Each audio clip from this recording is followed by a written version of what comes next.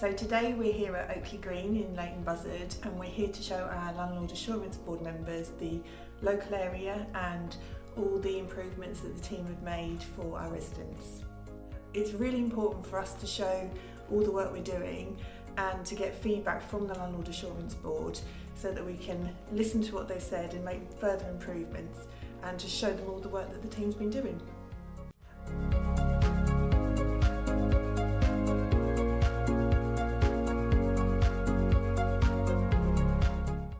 Assurance Board members work with councillors and housing staff to represent the tenants and to shape our policies and procedures and make sure that we're looking at things from the tenant's point of view.